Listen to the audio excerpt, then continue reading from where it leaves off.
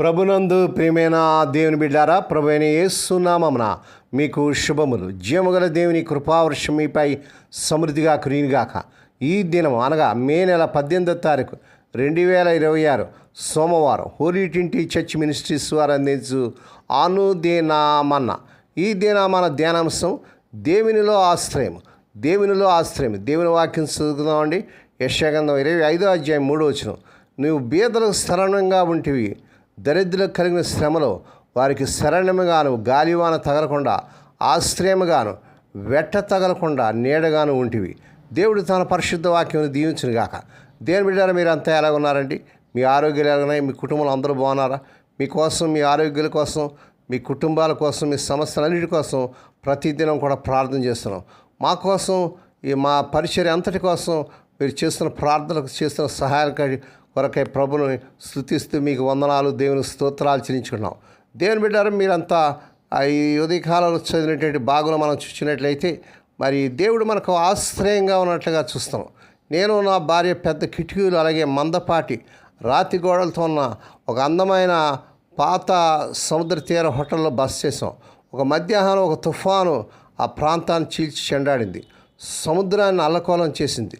తలుపు మీద కోపంతో పిడికిలతో కొట్టినట్టు మా కిటికీలు కొట్టింది. అయినా మేము ప్రశాంతంగానే ఉన్నాం.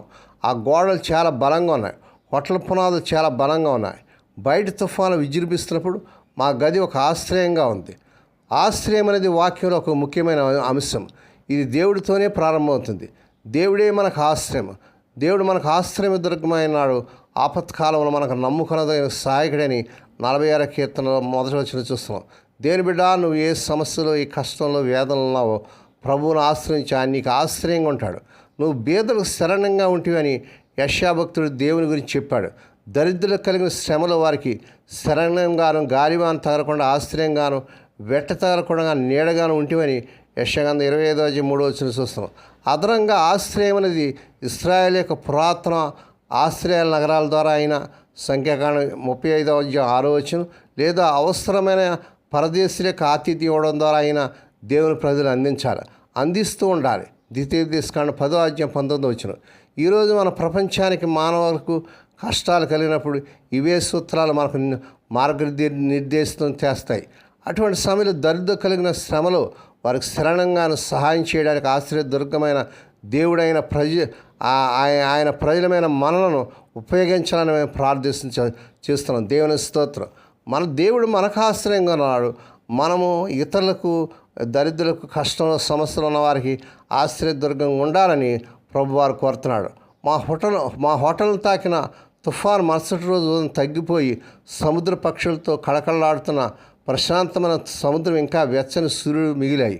ఇది ప్రకృతి వైపరీత్యాలు ఎదుర్కొంటున్న వాటి గురించి, లేదా నిర్దయమైన పాలన నుండి పారిపోతున్న వారి గురించి నేను ఆలోచించినప్పుడు నేను ఊహించుకునే చిత్రం యెషయా గ్రంథం 25వ అధ్యాయం 4వ వచనం. వారికి ఇప్పుడు భద్రతను, ప్రశాంతమైన, ప్రకాశవంతమైన రేపటిని కనుగొనడంలో సహాయపడడానికి ఆశ్చర్యమైన దుర్గమైన దేవుడు మనకు శక్తినిస్తాడు. దేవుని బిడ్డ, దేవుని ఈ దినాన్ని నీకు ఏ ఆశ్రయం అవసరమో, ఏ సమస్యలో, ఏ కష్టంలో, ఏ వేదనలో, దుఃఖంలో ఉన్నావో దేవుడు నీకు ఆశ్రయంగా ఉంటాడు. నీ కష్టాలు నీకు సహాయం చేస్తాడు. కనుక నేడే ప్రభుని ఆశ్రయించు. మనకు ఆశ్రయదుర్గం మన ప్రియ ప్రభుయే.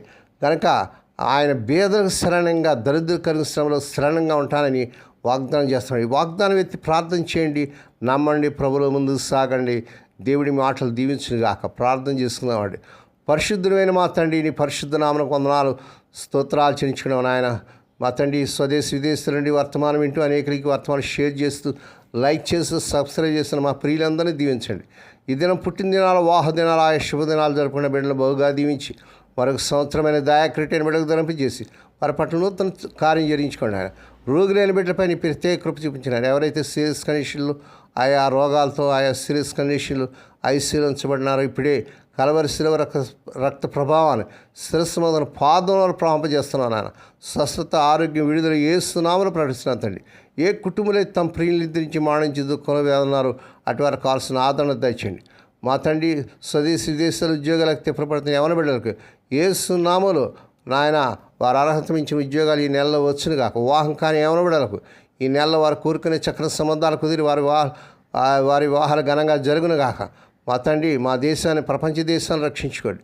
ఓలిటింటి చర్చ్ మినిస్ట్రీస్ ద్వారా ఆ మారుమూల గ్రామంలో మురికిమాడలో ఆ రాష్ట్రాలు చేస్తున్న పరిచయం ఈ దాసరాన్ని దీవించి ఆశ్రయించి వారి యొక్క ప్రతి అవసరం తీర్చమని, ఈ దినమంతట్లో నీ బిడ్డల్ని కృపాహస్తాలకు అప్పగించుట్టు ప్రతి విధమైన కీడు నుంచి, దృష్టి నుంచి, ప్రమాదం తప్పించి క్షేమకరమైన ప్రాణాలు దయచేయమని సమస్త మహిమాఘనత మీకే చెల్లించుకుంటూ స్తుతిస్తూ కొనియాడుతూ యేసే పరిశుద్ధ నామమున స్తుతించి గణపరిచి వేడుకొని ప్రార్థిస్తున్నాం తండ్రి.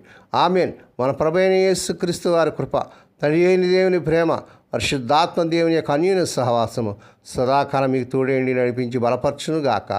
ఆమేన్.